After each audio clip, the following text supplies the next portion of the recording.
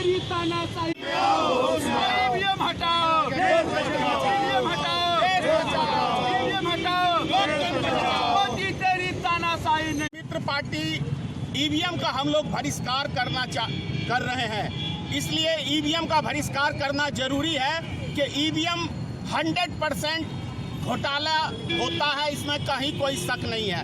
EVM के ऊपर सबसे पहले सवाल भारतीय जनता पार्टी के पूर्व प्रधानमंत्री लाल कृष्ण आडवाणी ने सवाल खड़ा किया था।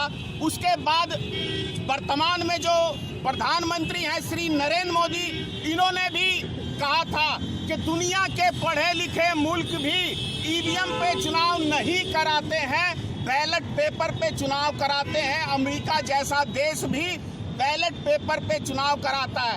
अभी सुब्रमण्यम स्वामी का बयान था कि ईवीएम में छेड़छाड़ की जा सकती है। ऐसा हमने जापान के कंपनी से बात की और जापान से हमने पूछा कि आप ईवीएम से चुनाव क्यों नहीं कराते हैं, तो जापान की कंपनी ने, जापान सरकार ने कहा कि हम मूर्ख नहीं हैं। तो इसका क्या मतलब निकाला जाए कि भारत सरकार मूर्ख है? और ये बयान तो क्या कहते हैं, प्रधानमंत्री ने भी कहा कि दुनिया के पढ़े लिखे मुल्क देश भी बैलेट पेपर पे चुनाव कराते हैं।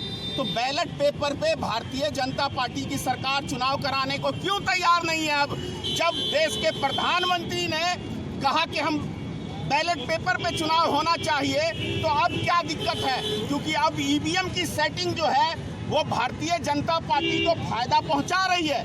इसीलिए निर्वाचन आयोग ईवीएम से चुनाव कराते हैं और निर्वाचन आयोग की सेटिंग है, कठपुतली है केंद्र सरकार की, उसके इशारे पे नाचने का काम कर रही है निर्वाचन आयोग।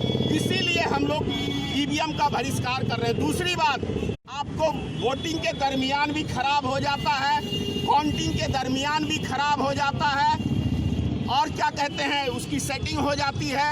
लेकिन बैलेट पेपर एक ऐसा चीज़ है, ना तो थप्पा मारने के टाइम में खराब होता है, ना काउंटिंग के दरमियान खराब होता है।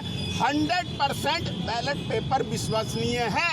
तो लोकतंत्र को बचाने के लिए हम भारत निर्वाचन आयोग से मांग कर रहे हैं कि पूरे देश के अंदर, चाहे विधानसभा चुनाव हो चाहे लोकसभा का चुनाव हो, आप बैलेट पेपर के ऊपर चुनाव कराएं, अन्यथा भारतीय मित्र पार्टी ये प्रदर्शन यूं ही बढ़ाती रहेगी और पूरे देश में इसकी क्या कहते हैं, आंदोलन हम लोग छेड़ेंगे।